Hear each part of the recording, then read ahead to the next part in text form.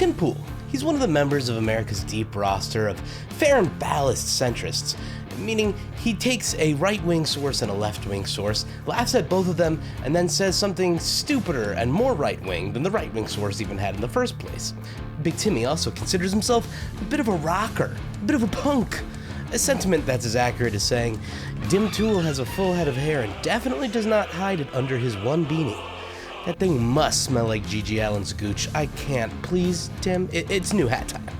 Unless it's like a Metroid-style parasite that's responsible for all the unbelievably dumb takes that Tim's always... Deontological ethics. Deontological ethics. Thanos is utilitarian. Oh. This thing really does stink. But, so too does, Tim Pool's opinions and taste in music. See, Tim does this thing that I can't stand in the punk and metal scene now. The sensible, centrist rocker mindset. It's rock minus rebellion. Ignoring the rebellious anti-fascist historical black roots of rock in favor of owning the libs while sucking off government regimes that would love to see you dead. I mean, what's more rock and roll than Disturbed frontman David Draymond signing Israeli bombs to drop on Palestinian children? Fuck that shit. Not a damn thing about that is punk. So when a guy like Tim Pool opens up his dirty little yapper to talk about music, we all lose. And we all lost recently because Timmy had some very, very punk rock thoughts about a recent performance at a Bernie rally by Against Me singer Laura Jane Grace. So let's look at a couple choice selections of Tim's anarcho-dissection of Laura Jane Grace performing God's Dick at the Bernie rally. And if this is your first time here, welcome. I'm Hellion.Vision. We do all sorts of shit over here. We're in the middle of a series called Metal Goon Soiled Sons of Piss Babies, looking at some of the most annoying piss babies in gaming right now. So if that's the kind of thing you dig, like and subscribe. But yeah, let's check out Tim Pool being a fucking idiot about this shit, huh? Yes, my friends, once again, right-wingers are infuriated. This time because trans punk rock star Laura Jane Grace sang at Bernie Sanders' rally on Friday. And why are they outraged by this? Because Laura Jane Grace's song, this is the singer from the band Against Me, was extremely graphic. I got to be honest, it's so vulgar that I can't actually say it on YouTube. Isn't it funny when they do things like this? They claim there's nothing wrong with the books they put out to children. Or right now they're saying right-wingers are just infuriated by the song for no reason. And I literally cannot show you the lyrics on YouTube. All right, before we even get too far into this, how can this guy even claim to be part of any scene, any alternative scene at all, when he's such a precious little pearl clutcher?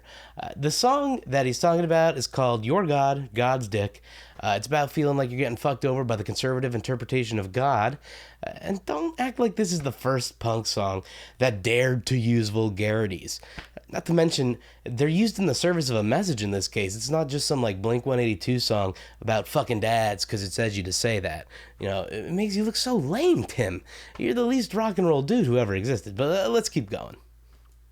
To put it simply, the song is, for a lot of people on the right, an affront to God. The song is about the genitals of God and the sexual functions and actions described in extreme detail by the song. You have a lot of people on the right angry.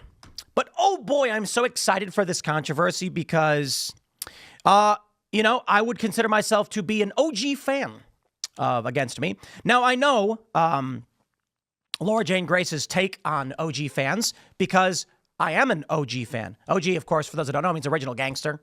But it basically just means like original. Dude, you just explained OG.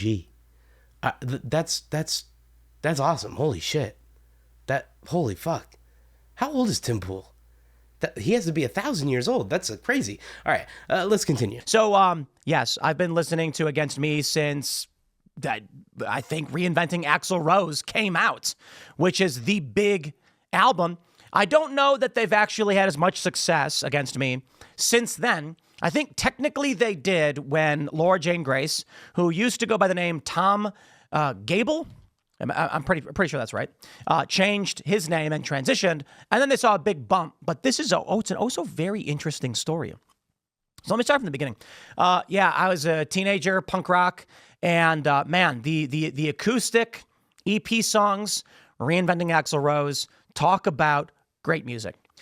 For those that were, angsty teenager anarcho-leftists, you had the classic song, Baby, I'm an Anarchist, for which I can still play on the guitar. And then, of course, you had much better songs, in my opinion, like Pints of Guinness Make You Strong, which is just about an old woman whose husband died from alcoholism, presumably alcohol poisoning, and never came home. I just love how these grifters always have to like contort themselves into like some sort of thing here. Like he has to make the caveat that he really prefers the non-left leaning songs over like the anarchist anthems of Against Me. It's like, okay, Tim, we know you used to do the Occupy Wall Street thing. You know, you've been a grifter since day one. It's all aesthetics with you. And goddamn, your aesthetics are trash, man. New hoodie and beanie, please. How many people need to tell you this? Now, of course, I pulled up Pink News. Let's see how they frame these things, and then I'll show you how the right is breaking it down. And then let me talk to you about growing up urban Chicago, anti-flag punk rock, GHB, the virus, et cetera, et cetera, et cetera. And let's read this. Trans punk star Laura Jane Grace sings at Bernie Sanders rally, infuriating right-wingers. I don't know. How about the other headline from the Daily Mail? Trans punk rocker slammed for ungodly lyrics during onstage performance at Bernie Sanders rally. Quote, pure evil. They say trans punk rock star Laura Jane Grace made a surprise appearance at a Bernie Sanders rally, recently infuriating the usual anti-trans right-wing brigade, who were quick to take to social media to denounce her performance. Oh, I'm so excited. So let me just not bury the lead. I believe Laura Jane Grace largely weaponized being trans for money. And this coming from somebody who was deeply influenced and was a fan of Tom and Against Me before the transition. I viewed at the time when the lead singer said that they were going to be transitioning, I said, they got some songs, you know what I mean? And I said, okay, like, it is whatever. Shout out. And Laura Jane Grace actually has some mutual friends. I know people who know Laura Jane Grace. Never met the person, never talked to him or anything like that. And I was just like, hey, man, do you? I ain't got no beef. I know other people who are trans. I ain't got no beef. I'm going to mind my own business. Largely, I'm not okay with how they do it to kids and all that stuff. However, for those that are actually real fans and have been to the shows, I would say that the honest take here, oh boy, I'm going to break it down for you. Tom, lead singer of Against Me, was in the gutter. The band was not doing really well. They had massive amounts of debt. They failed. On stage, Laura Jane Grace, who at the time was Tom, said that he was in massive debt. The band was failing, super depressed. And then I got an idea, trans. And then all of a sudden they saw a big bump. All of a sudden, a bunch of their songs actually did a bit better, but only a bit before disappearing once again. All right, let's just break down what Tim said there, okay? Reminder, Tim knows people that know Laura Jean Grace, okay? So, who? Who are the people? Shut up. That's who, okay? So Timmy says Against Me was failing. The singer was going through a hard time and made the logical step of transitioning as a little way to boost record sales and make some more money. You with me so far? So it goes like this.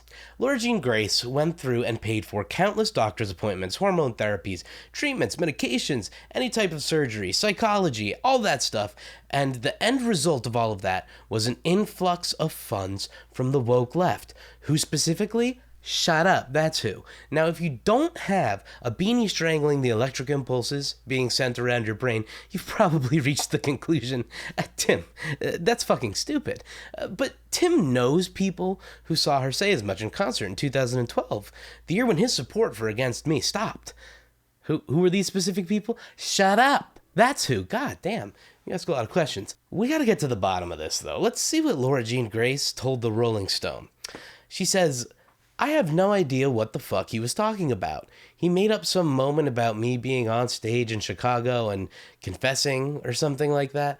I can produce a doctor's note saying, this person is transgender, which is essentially what you have to get to give a doctor when you get FFS, like I've had, or the letter that psychologist had to write for me so that an endocrinologist would prescribe me HRT. I've jumped through all the hoops they put in front of me, but it's never enough. That's what that shows you of these people. They're full of shit.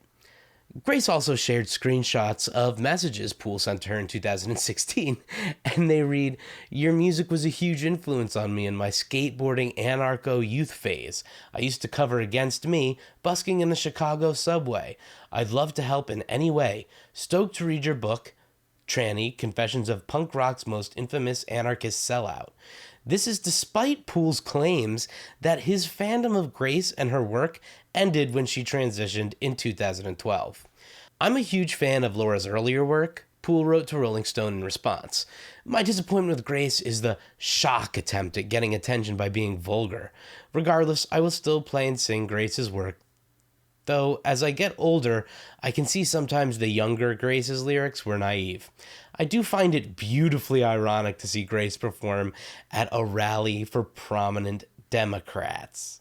I love that. You fucking suck at grifting, Tim. You're just bad at it. You have to be like a little smart to grift. But Tim is just so goddamn dumb. He says, "I do find it beautifully ironic to see Grace perform at a rally for prominent Democrat." Tim, we find it beautifully ironic that anyone claiming to have any type of skateboarding and anarcho youth phase would become a propaganda tool for conservatives and Russians. Holy shit, man. It's too good. You get to be lumped in with the likes of notable fucks like Dave Rubin for the rest of your life. How cool, man. No, really, it's so punk to be such a little weaselly little guy. Just going around loving stuff, then hating stuff, being left, being right. Actually, centrist. I'll tell you what this is. This performance where Laura Jane Grace gets on stage and starts singing about God doing sexually deviant things or asking questions about grotesque bodily functions. Maybe I shouldn't say grotesque because a lot of it, but described in a grotesque way is probably a better way to put it. I'll tell you what it is. This is a person who has been a hypocrite the whole time, who, lost me as a fan a long time ago due to the hypocrisy of the messaging. And this is another example of, I have lost relevance and I will do anything to take it. And that's the sad reality of Against Me. Timothy Poole, how can you even say that when the things you do for relevance are insane? All sorts of desperate shit. I mean, watching you at the White House press pool, just sucking off the Trump administration so goddamn hard, just so you can talk in the big kid room?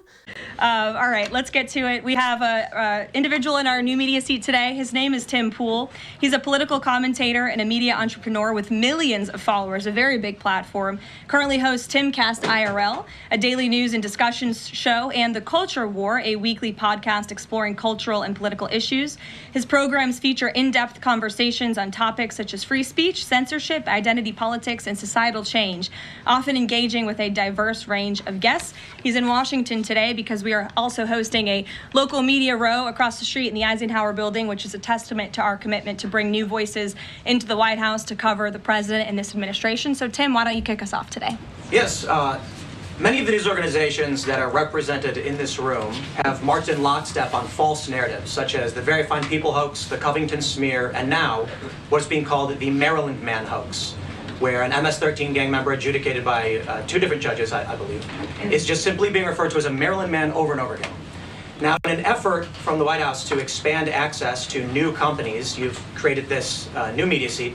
So I'm wondering if you can comment on following this expansion, you've had numerous outlets disparage the companies that you've had sit here, as well as the reporters. I'm wondering if you could comment on the unprofessional behavior, as well as elaborate if there's any plans to expand access to new companies. Sure. Well, we certainly welcome diverse viewpoints in this room, which is one of the reasons we have you in here, and there's many new faces in this room in comparison to the previous administrations. We want to welcome all viewpoints into this room. We welcome unbiased journalists who really care about the truth and the facts and the accuracy, and you rightfully pointed out the Maryland Man story, which I, from this podium, when The Atlantic published it, on that very first day, I came to this podium and said, this is wrong. The press in this room have this story wrong, and we have seen more and more evidence come to the table that we have had all along. We were always right. The president was always on the right side of this issue to deport this illegal criminal from our community. And it is despicable to see the media continue to refer to this individual as someone who is just a peaceful man living his life in Maryland. This was and always has been an illegal criminal, an MS-13 gang member, and a designated foreign terrorist. And the administration maintains our position to deport these individuals from our community. So thank you for being here, Tim. Question, as an independent journalist, why are all the other journalists lying meanie bobinis to you? I love your fascist approach to deporting Americans.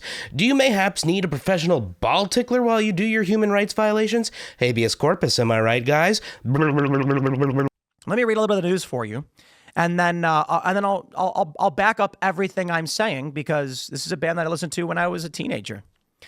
The musician and lead vocalist of the band Against Me appeared at Fighting Oligarchy rally held by Bernie Sanders Friday, March 7th. The Vermont left-wing senator and former presidential candidate began the campaign at rallies in Kenosha, blah, blah, blah. You gotta do what you gotta do. The country's in trouble, and I want to play my role, he told large crowds. Following her performance, Grace used social media to thank Sanders, who's been in Congress since 91, for the opportunity to perform, adding that she has deep respect for the campaign. But her set, which included a live rendition of Your God, God's Dick, wasn't met kindly by anti-trans right-wingers who accused Sanders of aligning with Satan. I ain't gonna attack Laura Jane Grace for aligning with Satan. No, mine's much more based in the physical realm, as it were. Notoriously transphobic social media account Libs of TikTok, which is run by Haya Reichik, shared a clip of the rally, calling it absolutely sickening. One person responded, "These are disgraceful people with no respect for anything. God will not be mocked." Other right-wing influencers described the performance as pure evil, slinging transphobic insults at Laura Jane Grace and calling Sanders backwards. You see, this is always the problem that I've had with the right. It's so moralistic and spiritual. It doesn't actually speak to, I guess, the urban moderate or the people who grew up listening to this stuff.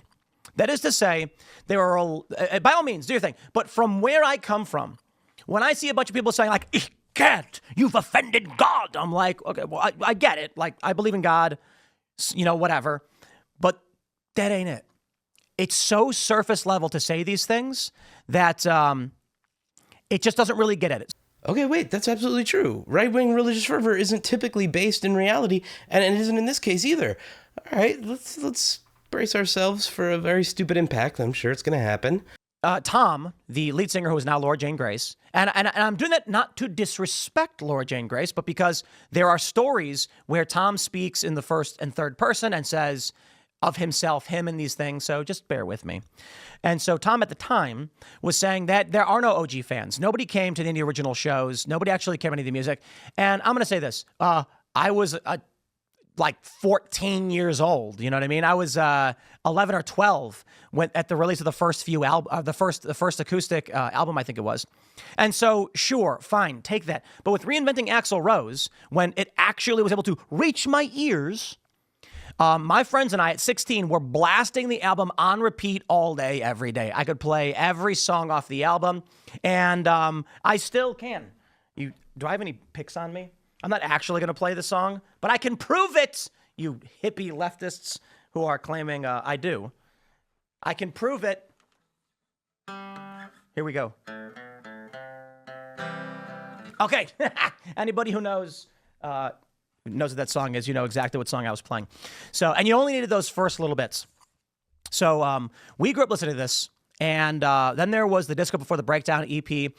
And that's where you get a song, the Disco Before the Breakdown, where you're like, hey, it sounds like this dude's gay. No, I mean like literally, because like either he's dating someone who's ugly or fat, or he's singing about being gay, because it has the lyrics, "I know they're going to laugh at us when they see us out together holding hands like this. They wouldn't understand it if we told them all the reasons." Pause.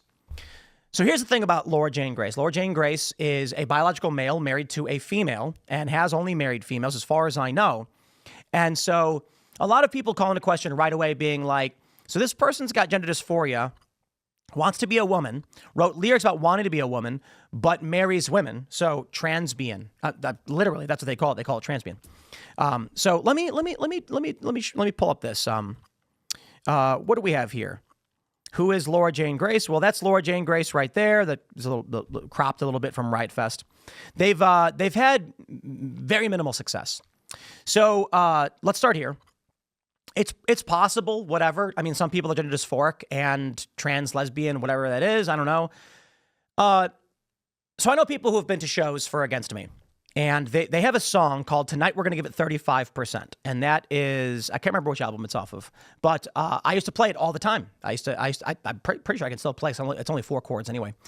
And it's about signing a record deal and how you're realizing how naive you were and how wrong you are about the industry.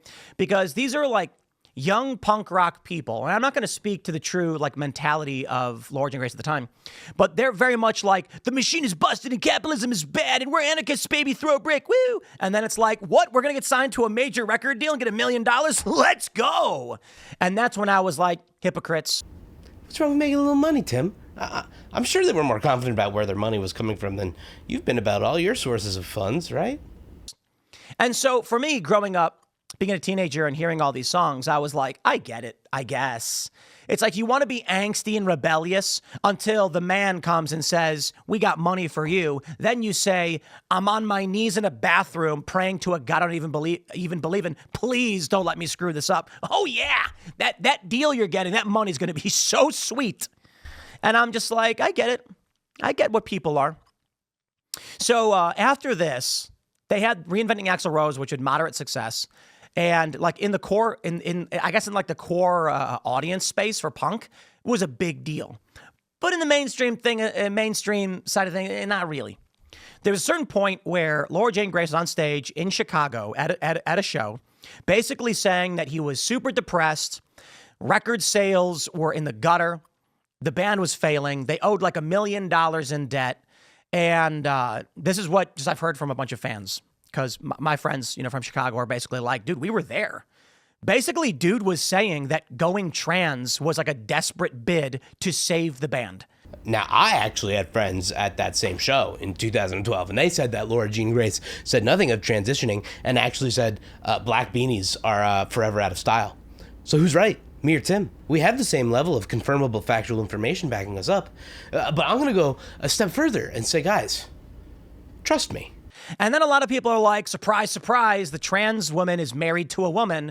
And it felt like a guy with a history of depression who was desperate for recognition, who had who had struggled to make it, and finally saw a modicum of success, was seeing it all slip away and would do anything to keep it, even going trans.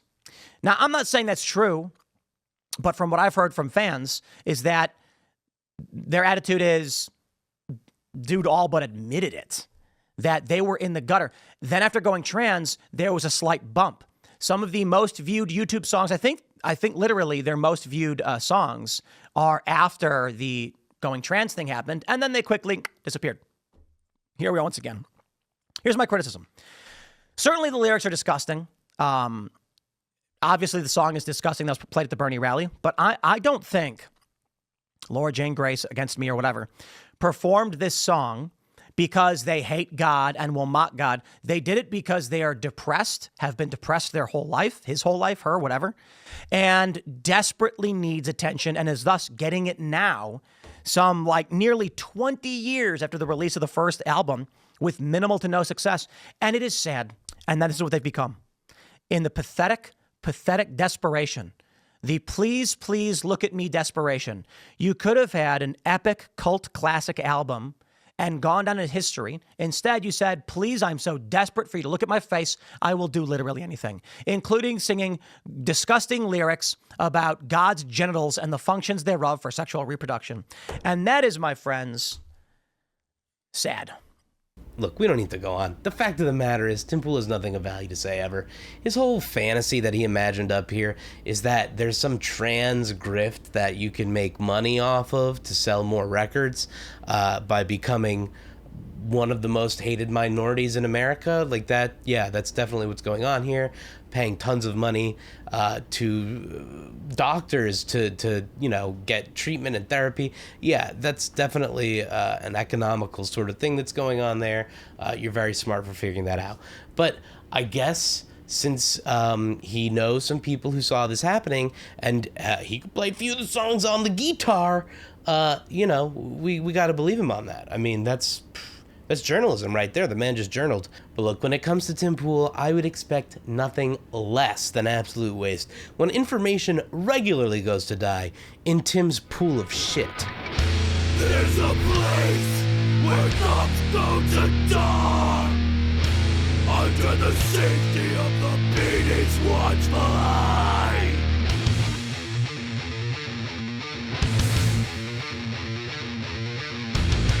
Chip full of shit, an intellectual void. The tallest of wits, cards with the boys. Every night, and all you need to do is lick the boot of the right. Sir, chip full of shit. Chip to your small movements have nothing on it. Present the foreign nations for the highest bid. Grimly bare like the skin of his head. Whoever appeals to the law against his fellow man is either a fool or a coward. He who does so in obedience falls. Under the beating, is afraid of normality. Not even thought they could cure such a melody. Next to shit thought with an extra mentality. That is politics and taste and happiness for him.